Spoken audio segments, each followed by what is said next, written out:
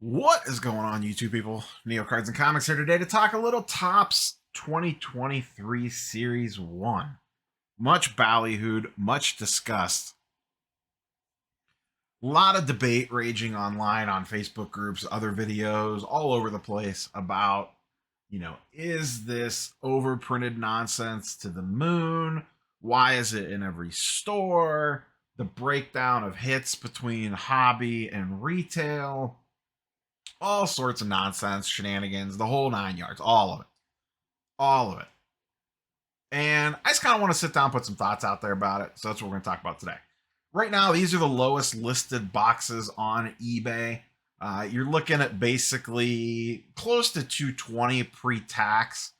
Online, blowouts at 219 a box, basically 220 a box. DA Card World's at like 230 a box. So that's about where you're sitting. These obviously came out. This is jumbo specifically. Yeah, these came out on Topps or on Fanatics website for like 150, and then there was that coupon code and that whole ordeal. But I want to talk about more than just the jumbos. But what has kind of happened here is this release, just to kind of set the background, as this is shaken out at least so far, and this is kind of an ever-changing thing. Is retail is really just starting to get out there right now. But what it appears, at least early on, is that the jumbo boxes are loaded up. The best hits and the most hits, the best bang for the buck, seems to be jumbo hobby boxes. It appears, once again, ever changing situation, but it appears that retail, the thought is that it is pretty watered down. Print runs debated. I've seen different videos breaking it down, but it seems to be that there's a lot printed, more so on the retail side. Like, I shouldn't say a lot more printed. It seems like the print run hasn't grown that much, hypothetically, but the distribution has changed. Potentially less hobby boxes / jumbo specifically, and more of that filtering in to the retail side of things and regular hobby boxes. Not 100% sure on that. Like I said, I watched a few different people's breakdowns of this and saw some other stuff. That seems to be the general consensus. You can agree or disagree in the comments down below. And like I said, this has been much debated. This stuff's junk. It's printed to the moon. These cards are worthless. I ripped a bunch. I hit a bunch of nonsense. This is crap. Whatever. Let's go ahead and talk about a few different things. This is Topps Series 1 flagship. This is the product, and not necessarily from an investment side of things. This is the product that should be everywhere. This is the entry level. I want to get someone in the baseball cards. This is what you're going to point them to. That product, in my opinion, should be printed to the moon, and you should be able to find it everywhere. When I get gas, I should see packs of it. When I go to the store, I should see packs of it. It should just be raining packs of Series 1 2023. And that's okay. That's the point. Fanatics wants to market and grow this thing. And not every product is going to be for every person. I see a lot of anger in a lot of the various Facebook groups and in, just social media in general about this product's junk. It's watered down. I ripped a $15 hanger, a $25 blaster, and I pulled $3 worth of cards. Guess what? That's going to happen. And it's okay that Series 1 is watered down a little bit. That's exactly the point of it. It's not geared for the person flipping a bunch of slabs or ripping hobby boxes of Prism or whatever the case might be. That's not what it's designed for. It's designed for your average person that just wants to, I don't know, have fun and open some cards and not have it be all about the money. But what they've done is kind of split the middle here. And they took, it appears anyways, that they have taken the jumbo boxes and said, hey, you, sports card investor guy that cares about the money, girl that cares about flipping and ripping and grading and selling stuff on eBay and MySlabs and whatever else, you have the jumbo box. It seems like they made a conscious effort to say, hey, here's this product. It's flagship. It's printed to the moon. We're going to juice the hobby boxes, the jumbos. That one helps LCSs. Two, selfishly, it helps them as well because for a short period of time, you could buy these directly from Fanatics and Tops. So that's more money in their coffers. And it also throws a bone at the LCSs because that's typically where jumbo boxes come from. So if you want them, it's forcing you to go to an LCS or through an LCS or an online retailer, whatever the case might be, to get one. On the flip side, if you have a kid or a kid wants some packs of cards, they can walk into a Walmart, Target, Walgreens, Rite Aid, CVS, Wawa, Sheets, who the hell knows where else, Lids. Doesn't make a difference. The baseball stadiums. They can walk in and say, hey, cool, I want a hanger box for $15. Hey, cool, loose retail packs for however much those will retail for. Probably $5, whatever they end up being for a retail pack, maybe less. Hey, cool, a blaster box. There's rumors there might be mega boxes coming and some other weird skew I've seen talk about. And that's fine. That's perfect. That's exactly what that stuff should be there for.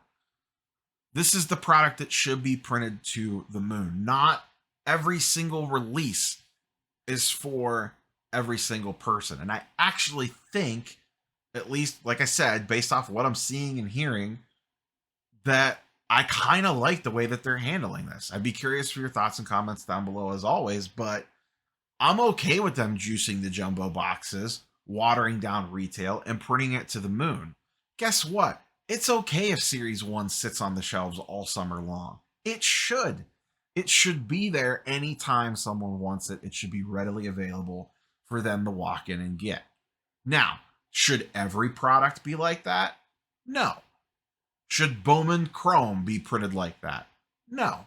Should, Prism, for lack of a better term, there's no good comp to, I guess, let's just change it this way, Topps Chrome. Should Topps Chrome be as watered down on the retail side as Series 1 is? Personally, I don't think so. It'll be interesting to see how they handle Topps Chrome. I also wonder if this is going to set a weird precedent now when Topps Chrome comes out that the jumbo boxes are going to get gobbled up fast because they're going to assume they're going to have the same approach. I do hope if they head down this path of juicing the jumbos, for lack of a better term, and kind of watering down retail a little bit, that they're consistent with it. So we all kind of know what we're getting in for before we pre-order stuff or run out and buy on release, whatever the case might be. I just hope that they stay consistent. If it's, going forward, hey, our flagship lines, Top Series 1, Series 2, Chrome, Update Chrome. Jumbo boxes are going to be juiced, hobby boxes are going to be and retail's going to be I'm fine with that. I just prefer that they would stay consistent in that from here on out going forward. So we, as consumers, kind of know what is the right product for us, and we're not left scrambling trying to figure it out after the fact. It would just be nice to know that, hey, jumbo boxes, if you're, I don't know, you like to buy wax and hold it, you probably want to buy jumbos. Or, hey, you want to buy a box to rip, and you're someone that's perfectly fine with buying a $200 hobby box and ripping it, and, whatever happens. Keep the jumbos loaded for those people, and then have the lower price tiers available. Are they a little watered down? It sounds like it. Can you still hit some stuff? Sure. But if you're ripping Top Series 1 retail anyways to try to make a profit, you're going about this whole thing wrong anyway, in my opinion. That's there to just, hey, I want to rip some packs, have a little fun. Maybe I hit something cool. Maybe I don't. It's all good. It's an entry-level product. It is serving its purpose as an entry-level product. And like I said, from a blueprint standpoint, I actually like what they're doing. Does someone see a reason why they don't like this? Should retail be juiced and the hobby boxes be watered down? To me, that doesn't make a lot of sense. Should it be more evenly distributed? I don't know. Look at Topps Update 2022, for example. Everyone said hangers are bangers because they were. Your best bang for the buck was hanger packs because of the price point. You could buy 10 hanger packs for the price of a hobby box, and most of the time your pulls would be better. To me, that seems a little backwards. You're juicing the retail to help what? Walmart and Target? And you're, I don't want to say watering down, but just, meh on the hobby boxes.